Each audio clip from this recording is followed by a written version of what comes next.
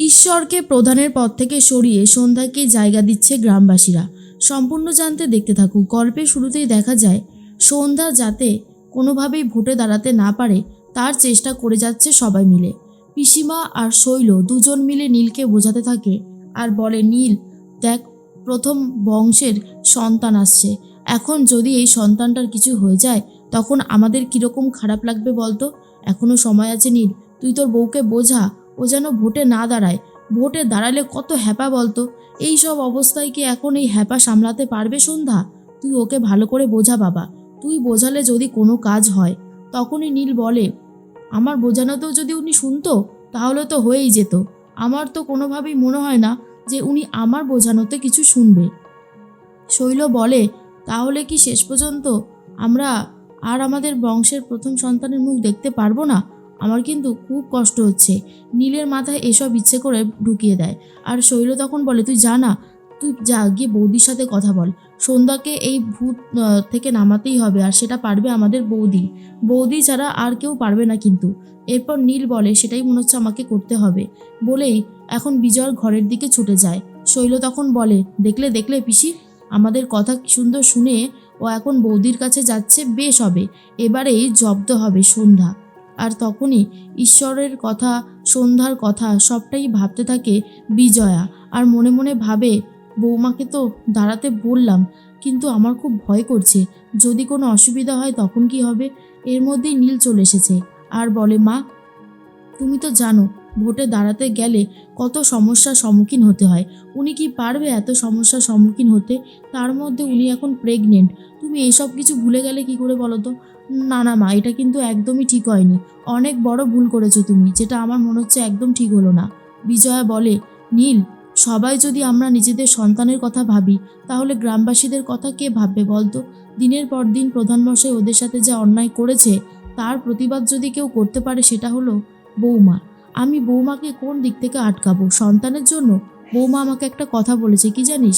সেটা হলো, সন্তান ওর দুর্বলতা না, বরং ওর শক্তি। এই কথাটা শোনার পর আমি কি ওকে আটকাতে পারি? তুই বল না নীল। যদি আমি আটকাতে পারতাম তাহলে তো হয়েই যেত। বৌমা যদি লড়তে চায়, চাক না, আমি তো আছি। আমি সব কিছুতে ওকে বাঁচাবো, আর তুই তো আছিস। তুই ওই সমস্ত ডকুমেন্টসের ব্যাপারগুলো দেখে নিবি, আর এইদিকে কুটকাচালি যারা করবে তাদের ব্যাপারটা আমি দেখে নেব, তুই ভাবিস না। নীল এই সমস্ত কথা শোনার পরে ভাবতে থাকে কি করবে।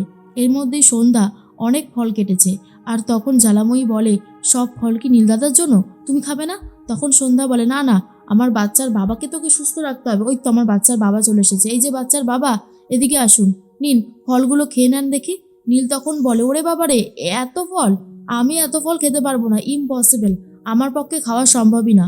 সন্ধ্যা তখন বলে, খাওয়া সম্ভব না বললে তো আর হবে না, খেতে আপনাকে হবেই, নিন খেয়ে নিন। দেখুন আপনি সুস্থ থাকুন, বুঝেছেন? আপনি না বাচ্চার বাবা। এরপর নীল বলে, ওরে বাবারে, এতগুলো ফল! এরপর বসিয়ে বসিয়ে ফলগুলো খাওয়াচ্ছে সন্ধ্যা। তখন শৈল বলে, ও পিসি, দেখো, এখানে বৌদিকে ভেবেছিলাম বলবে, বলে সব কিছু সলিউশন করবে, আর উনি এখানে বসে বসে ফল খাচ্ছে। সত্যি বাবা, এ পারেও বটে, আমার না আর কিছু বলার নেই জানো। আর অন্যদিকে পিসিমা বলে, সেটাই তো দেখছি রে শৈল, কত যে আর কি দেখবো কে জানে। ফল খাওয়া হতেই নীলের জন্য এক গ্লাস দুধ এনেছে সন্ধ্যা, আর বলে, নিন, ফল খাওয়া তো হয়ে গেছে, এবারে এই এক গ্লাস দুধটা ঢকঢক করে খেয়ে নিন দেখি। আর নীল তখন বলে, কি যে বলেন না, আমি এসব দুধ টুধ খেতে পারবো না, অসম্ভব, আমার পক্ষে এসব দুধ টুধ খাওয়া সম্ভব না।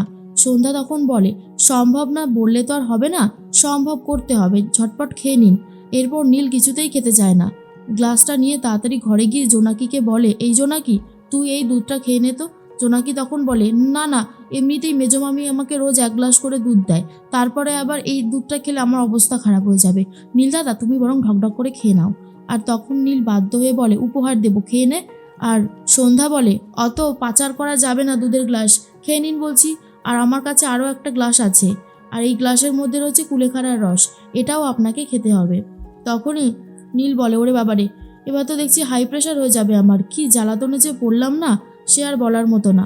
এদিকে ঈশ্বর মনোনয়নপত্র জমা দিয়ে বেরিয়ে আসে আর বলে, সৌমেন, মনোনয়নপত্র জমা দেওয়া তো হয়ে গেল, এবার ঝটপট করে তাহলে কাজে লেগে পড়ো, কারণ কাজটা তো আগে থেকে করতে হবে। সৌমেন বলে, আরে দাদা, আপনি চিন্তা করছেন কেন? এখন তো আপনার বিরুদ্ধে আর কেউ দাঁড়াবে না, তো আপনিই জিতবেন আগের বারের মতোই। তখনই চলে এসেছে মন্টু আর রিন্টু আর বলে, দাদা একটা খবর দেওয়ার ছিল। সন্ধ্যা শুনলাম এবারের ভোটে দাঁড়াচ্ছে তোমার বিপরীতে। কথাটা শোনার পর ঈশ্বর হাসতে থাকে আর বলে, কি বলছিস কি? ভেবেছিলাম ইয়ার কি করে বলছে, এখন তো দেখছি সত্যি তাহলে দাঁড়াবে। ও মেয়ে মানুষ হয়ে কটা ভোট পাবে শুনি? তখন সৌমেন বলে, এই আপনাদের বাড়ির বউটা না বড্ড বেশি ডেঞ্জারাস, কথায় কথায় শুধু যেটা মনে হয় সেটাই করে। এটা কিন্তু একদমই ঠিক না প্রধানমশাই। তখনই ঈশ্বর বলে, হ্যাঁ সেটা তো জানি, আর ওকে ইন্ধন দেওয়া লোককে সেটাও খুব ভালো মতন জানি। শোন, আমাদের যেই কাজটা আমাদের করতে হবে, ওদেরটা আমরা পরে দেখে নেব, ঠিক আছে? তো যা, তুই ব্যানারগুলো ছাপাতে দিয়ে দে, সব জায়গায় দেওয়াল লিখতে শুরু করে দে। এর মধ্যেই সন্ধ্যা একটা ব্যাগের মধ্যে সমস্ত খাবার দাবার নিয়ে নেয়। নীল তখন বলে, এ কি, এই ব্যাগের মধ্যে আবার কি গুছিয়েছেন? সন্ধ্যা তখন বলে, কি আবার, এর মধ্যে আপনার জন্য খাবার টাবার সমস্ত কিছু আছে। আপনাকে খাওয়াতে হবে না সময় সময়? আপনি যেমন আমার খেয়াল রাখেন, আমারও তো উচিত আপনার খেয়াল রাখা, তাই জন্যই তো বলছি। এরপর নীল বলে, ওরে বাবারে, আপনার মাথায় এসব কে ঢুকিয়েছে বলুন তো? আমার না ভালো লাগছে না আর। সন্ধ্যা তখন বলে, ভালো লাগছে না বললে তো হবে না, ভালো লাগাতে হবে, আর তার ব্যবস্থা তো আমাকেই করতে হবে। আপনি আমার বাচ্চার বাবা বলে কথা। এর মধ্যেই বাড়িতে চলে এসেছে ঈশ্বর। ঈশ্বরকে দেখার পর সন্ধ্যা বলে, এই যে প্রধান মশাই, যেমনটা কথা দিয়েছিলাম ঠিক তেমনটাই হচ্ছে। আমি কিন্তু আপনার বিপরীতে ভোটে দাঁড়াচ্ছি। আর কথাটা শোনার পর ঈশ্বর তখন বলে, তাই নাকি? গো হারান হারবে। এত বছর ধরে আমি এই গ্রাম প্রধান হয়ে রয়েছি।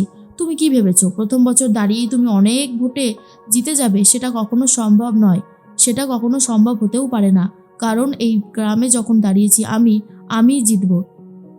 এরপরেই তখনই সন্ধ্যা বলে, অতটাও সহজ না। নীল তখন বলে, সন্ধ্যা আপনি সমস্ত কিছু ঠিক করেছেন?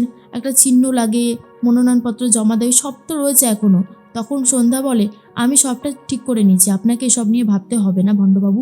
এরপরেই ঈশ্বর তখন বলে, তা তোমরা মেয়েরা কজন? 4 জন? 4 জন মিলে জিততে পারবে? তখন বিজয়া বলে, কে বলেছে বৌমা 4 জন? আরও অনেক আছে।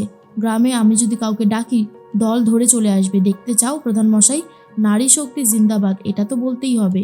এরপর সন্ধ্যা গ্রামে চলে গেছে। সেখানে গিয়ে সবাইকে বলতে থাকে, তোমরা আমাকে ভোট দেবে। আমি কিন্তু এবছরে এই গ্রাম থেকে ভোটে দাঁড়িয়েছি।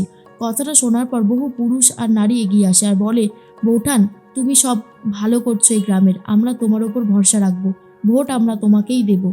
মন্টু রিন্টু এটা দেখার পর তাড়াতাড়ি করে ঈশ্বরকে ফোন করে বলে, দাদা শুধু মেয়েরা নয়, অনেক ছেলেরাও সন্ধ্যার সাথে যুক্ত হয়েছে, কিন্তু অনেক ভোটই এবার তোমার কাছ থেকে কাটিং হয়ে যাবে। এরপর শৈল বলে, কি হচ্ছে দাদা, ফোনপে মুখটা এরকম শুকিয়ে গেল কেন? তখনই ঈশ্বর বলে, কাণ্ড তো একটা ঘটেছে বুঝলি তো শৈল, সেটা হচ্ছে সন্ধ্যার কাছে অনেক পুরুষও নাকি গেছে। ভাবছি সন্ধ্যাকে কি করে আটকানো যেতে পারে।